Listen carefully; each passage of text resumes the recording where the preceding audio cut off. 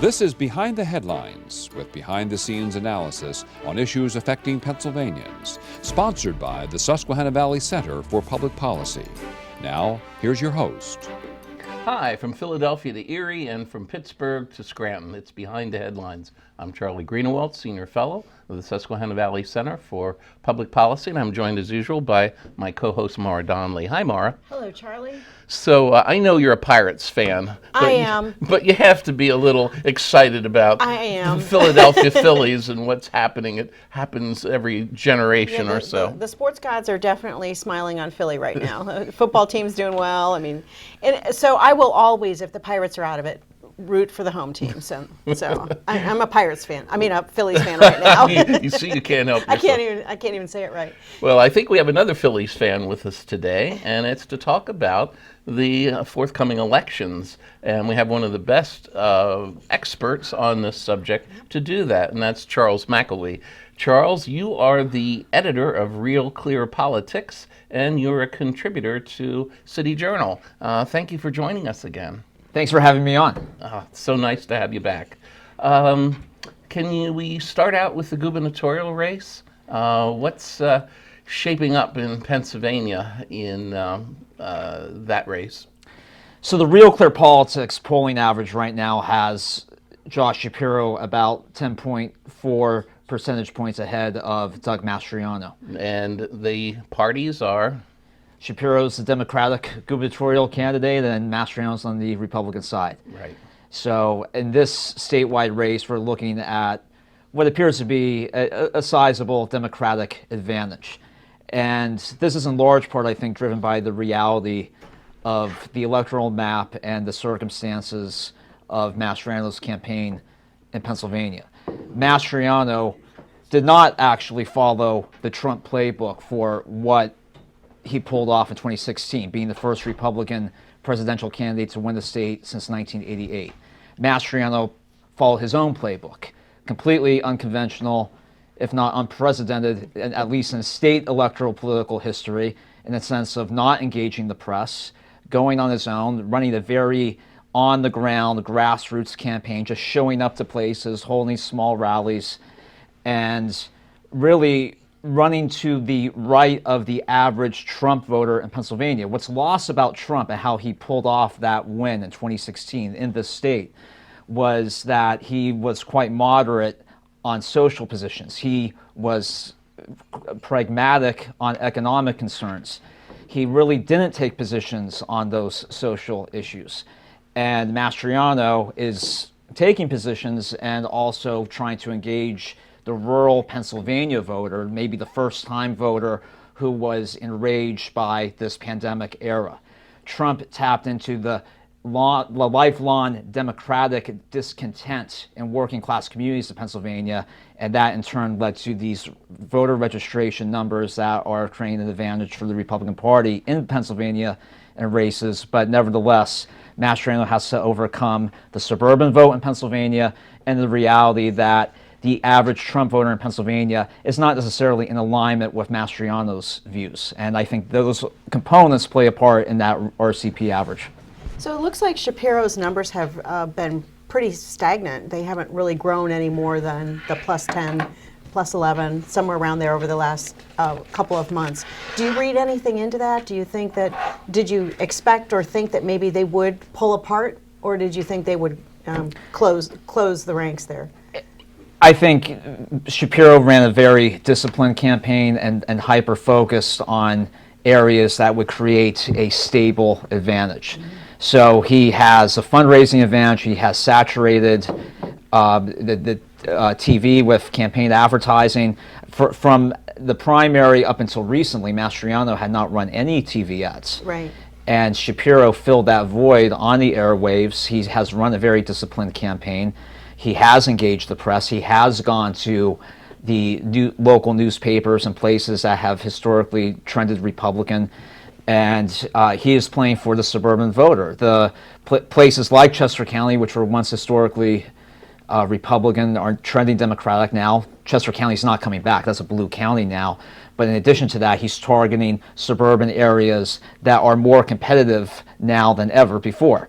Places like the West Shore of Harrisburg, which is historically Republican, but slowly but surely going relatively blue compared to previous cycles. Suburbs in the Lehigh Valley, communities like Hershey, Eds and Meds types towns where professionals who were once Republican are trending Democrat during the Trump era. He's tapping into that voter and running what can be considered a moderate campaign compared to the average Democratic candidate in this day and age.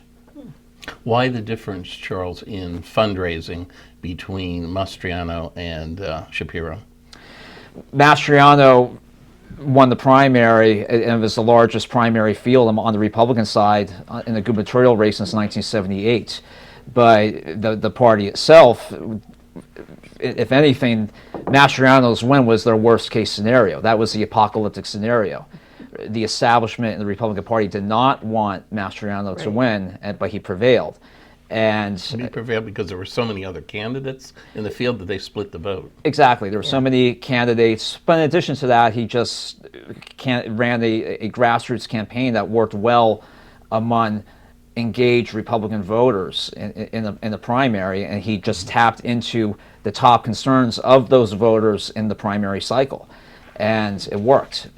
But Republicans are reluctant to endorse Mastriano, to give money to Mastriano, and Shapiro in turn just has the institutional advantage of Democratic fundraising. So in a state that is still quite down the middle, Democrats are still quite competitive in Pennsylvania.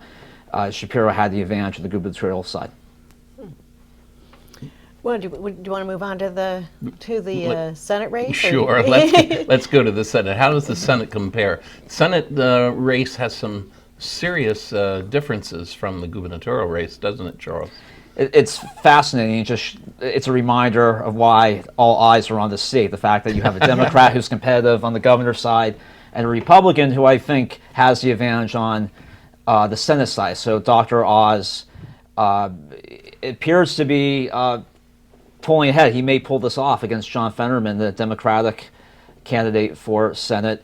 The RealClear Politics average right now has about 3.2 percentage point advantage for Fetterman. It's quite competitive. Right. And I think this is a story of Fetterman prevailed in the primary by going to historically working class rural counties throughout the state, engaging places that have trended Republican in recent cycles, especially since Trump's victory in 2016, places where voters, lifelong Democrats, are going for Trump. He tapped into the anti-incumbent mood, the populist discontent. There's populism on the right, but there's also populism on the left, and he ran this empathetic message among working class voters on the Democratic side in the primary. And Connor Lamb, who was his opponent in that race, if anything, he represented what does not work in this day and age in electoral politics. That the centrist Bob Casey type candidate, that just didn't work, and that's how Fetterman handily prevailed. But now we face the reality of Pennsylvania in the general election. And Fetterman, he has crafted an image for going on 15 years. It was in 2009 that Rolling Stone ran a piece on Fetterman called The Mayor of Hell, about his tenure as mayor of Braddock in western Pennsylvania, a community that once had 20,000 people. It's down to not even 2,000. And we're a state of many Braddocks, working class communities where state historical markers remind the residents who live there of what they once had. And these are communities that are dealing with quality of life issues, issues of crime, and profound economic discontent. And Fetterman is running as a progressive. And progressivism, as all polling indicates, remains deeply unpopular. And to take a progressive position on matters of criminal justice, for example, those positions, they don't play well in those small to mid-sized cities throughout the state. And the reality, of course, is that Philadelphia is facing this crime crisis, record homicide rates, the random crime, the prospect that, or the reality that the city is just not safe right now. But that applies to smaller cities throughout the state too. Places like Williamsport, Lancaster, or Hazleton are dealing with their own problems. So you have voters in these places that were historically Democratic, and when you consider the electoral mood right now, the fact that Biden's numbers are underwater, that there's so much anger directed toward the Democratic Party, I find it hard to believe that in spite of Oz's low favorability ratings, that these voters would either not vote or vote against Oz or vote for Fetterman in a cycle where so many of those places are trending Republican. You haven't once in your analysis there mentioned Fetterman's health. Do you think Well, it that's remains its an own issue? category, Yeah. right? So, And doesn't his health and the change in his health sort of divide his campaign into two portions, actually? it does. So I think when I talk to voters and I travel a lot throughout the state, they're not necessarily talking about his health. They're actually talking about how could I vote for a Democrat when I see the state of my community, the fact that that this person is struggling economically at a time when inflation is soaring and their community is hurting. And they look at Fetterman and just say that a progressive candidate is not the solution to their problems. Mm-hmm. So Fetterman may be running an empathetic message, but voters are saying, what are the consequences of the policies that he supports? But of course, they're also asking themselves, yes, is Fetterman equipped at this time to sign on to a 6-year contract to represent Pennsylvania and Washington? And both sides in the press have, in recent months, questioned the transparency of John Fetterman when it came to the fact that he suffered from the stroke and that he is indeed recovering, as we know from his recent interviews, including with NBC News. So the health component is on the table because it is an issue. He is now acknowledging that, and he is asking voters to vote for him in spite of this crisis. And I do think, of course, in addition to their concerns about Fetterman's progressivism, yes, they're also saying that is this candidate equipped for the job? Yeah, he had granted a interview to MSNBC, and the reporter, she had a informal conversation with him before the interview, and then they did a closed caption interview for him, and then she later said, didn't she, that he was having difficulty understanding their normal conversation. And once she said that, and it got a lot of press coverage, then she was blasted in many quarters by other members of the press for having said that. Revealed it. Yes, for revealing that. It's interesting. Can he do the job? Can he do the job if elected? You don't have closed captioning on the Senate floor. Right. It's a sad situation. Of course, we wish him well. Right. And exactly. Our hearts go out to him. So, and I think that's also a factor in all this. The empathy vote in Pennsylvania.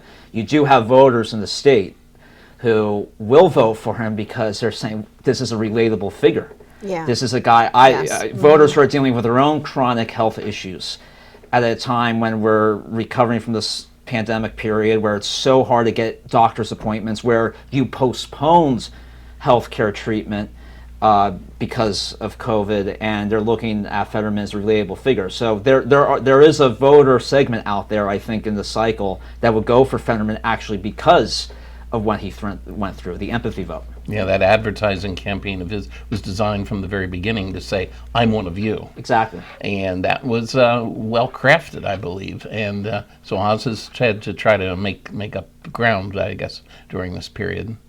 We're running out of time. In the last 30 seconds, what's going to be any congressional races stick out in the last 30 seconds? Well, I definitely think that the Lehigh Valley-centered congressional district represented by Democrat Susan Wild, she has represented since 2018, that appears to be extremely competitive for Republicans. Lisa Scheller is running against Wild. The redrawn district now includes Carbon County, once a working-class Democratic county. Even in 2016, it still had a D majority among voter registration. It's now solidly Republican.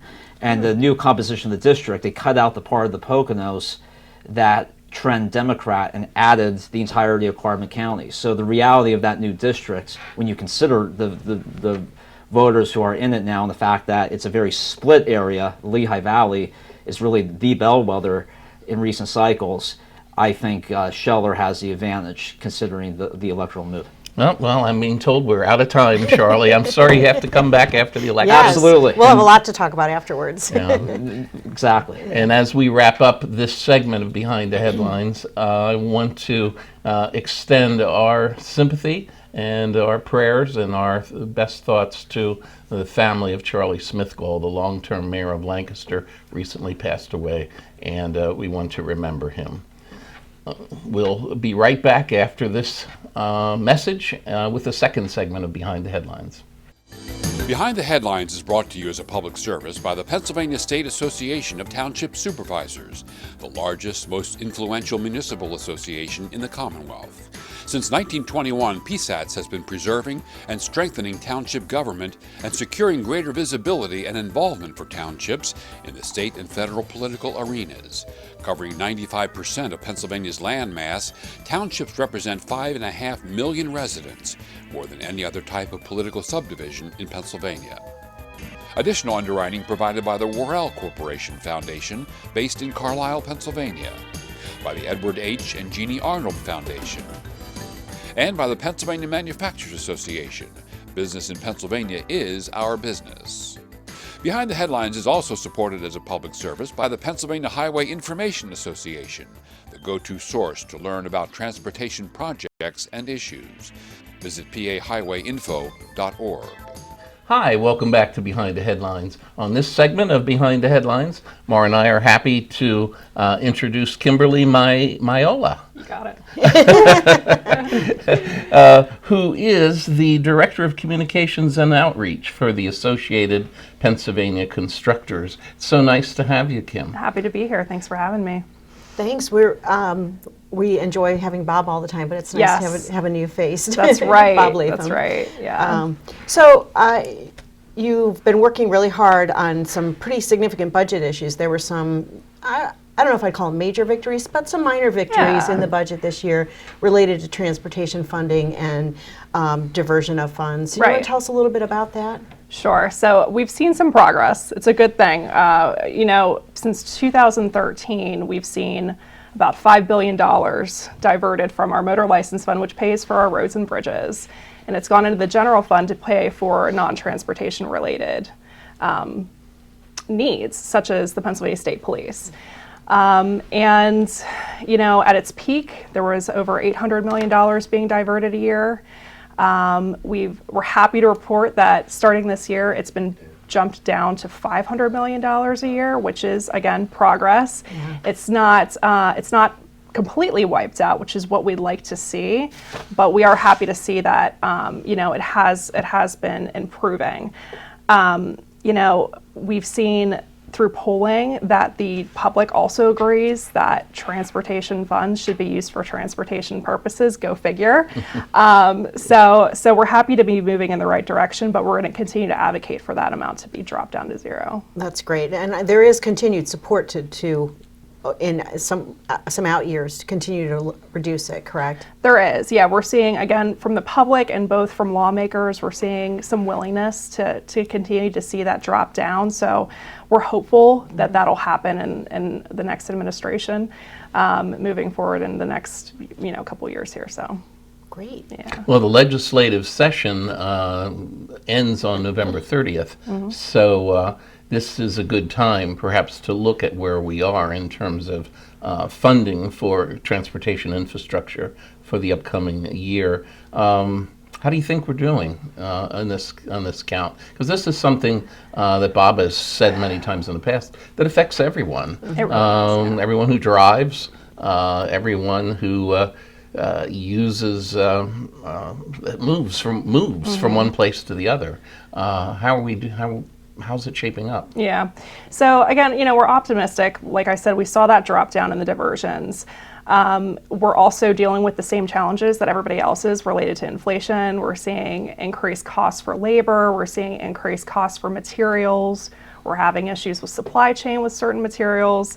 So, we're fighting that battle at the same time. Our dollars aren't quite going as far as they used to, unfortunately. But we are optimistic in the sense that we have the diversion issue going in the right direction. And we also have some money coming our way from the federal government as well. How much? So $5 billion, there's that number again. We have $5 billion coming across during a 5-year period, which is great news, but there's also a catch to that.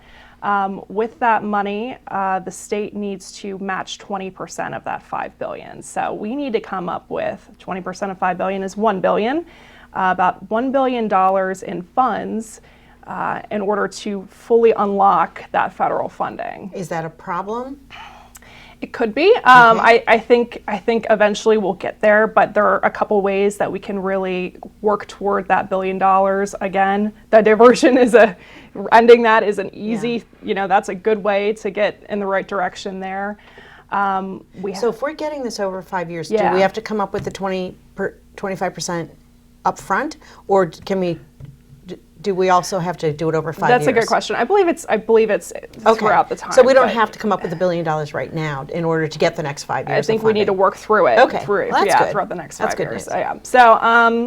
So again, we have some challenges there, but ending the diversions is a great way to face that challenge. We also have electric vehicles that are a challenge for us that are on the horizon. That's those vehicles currently are not paying the same user fee that electric vehicles pay, and that's an issue.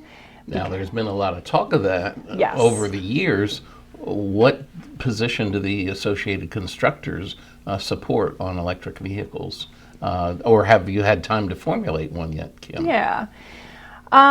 Well, it's obvious that that's the way of the future. We see, automakers, manufacturers are investing heavily in electric vehicle technology. Some states are mandating their use. Absolutely. We're seeing electric vehicle stations pop up everywhere. I go to Giant and I see all these stations, sheets. Sheets are everywhere. They're everywhere. And there's, of course, incentives to purchase electric vehicles. And, with the cost of fuel rising, when you're filling up your tank, that's might be an attractive thing for you, right? You plug your start car thinking in. about it. Right. So, we're going to continue to see that trend increase. We're going to see more and more. Right now, there's not, comparatively, there's to your traditional vehicles, the amount of electric vehicles is fairly small that's on the road right now. But again, that's going to increase. And as that increases, our revenue that we get from fuel taxes is going to steadily decrease. So we're going to see a problem there at some point. As the electric vehicle market grows and our revenue decreases, we're going to see an issue with how do we maintain our roads and bridges.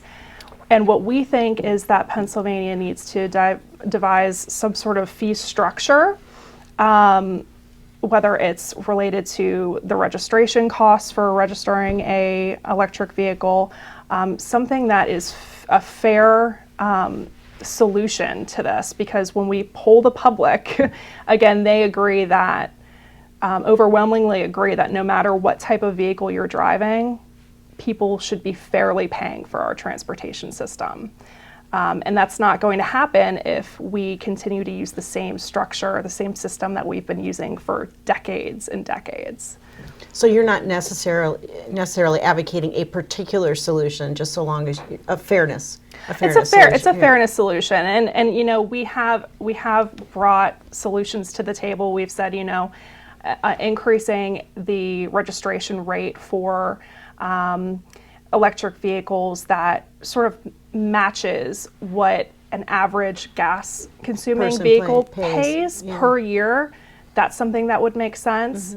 Now it's up to the General Assembly to come to an agreement on that, Good of luck. course. So, but we are bringing solutions to the table, and we're trying to get the conversation started, right, and trying to work toward that solution. Better to work on it now than wait till it actually is an issue. Absolutely, until every car on the Right. road is an electric vehicle, and then it's a little bit more of a difficult issue to deal with at that point then. Yeah. Yeah, well, I think I'll have my horse and buggy. Yeah. Maybe living in Lancaster County by that time. Yeah. Right. We're in the midst of a gubernatorial race, Kim. Since we have the situation where we've been diverting money from road construction to support the state police, and we're finally addressing this and moving some of the money back, the two candidates for governor, how do they feel about this situation? What would they do to remedy it? Yeah. So we're optimistic that regardless of who will win the election, that both candidates understand that transportation funding is extremely important. It doesn't matter what corner of the state you're living in, if you're in a rural area, if you're, in a suburban area, it doesn't matter because you're affected by it regardless. So through conversations, we understand that both candidates see this issue of the diversion, and they agree that this needs to be addressed and resolved. So there is agreement. That is something that they yes. agree on. Yes. Oh, good. Yeah.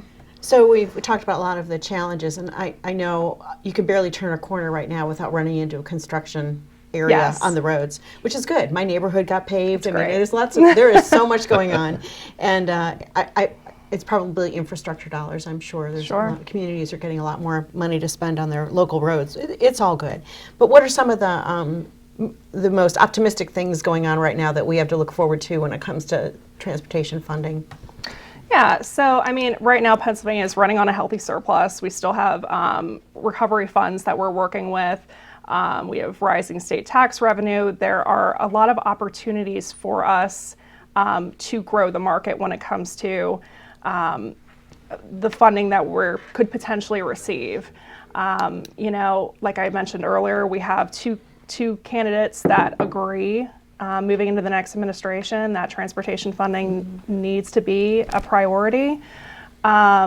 Traditionally, both House and Senate committees have worked very well together in a bipartisan fashion. So, we're optimistic that in the near future that we should be able to get some things accomplished. Didn't the Department of Transportation run out of money a couple of years ago? I mean, didn't there was something happened? Something strange happened, but now It was during COVID times, and it was during weird times in general. Yes, Yeah. So we've come a long way. We have come a long way. I think It's a good a lot thing. to celebrate There's when it comes to. There is. So again, we're optimistic in the direction that we're heading, and we think there's a lot of opportunities. There's a lot of challenges at the same time, but we're trying to work through those. Well, Kim, unfortunately we're out of time, and we want to invite you back in the near future and give us another report card, if you would, on transportation funding, because it is something that affects us all so much. Just as the war in Ukraine does, and we want to ask everyone to pray for peace in Ukraine. We'll see you next time on Behind the Headlines. See you then.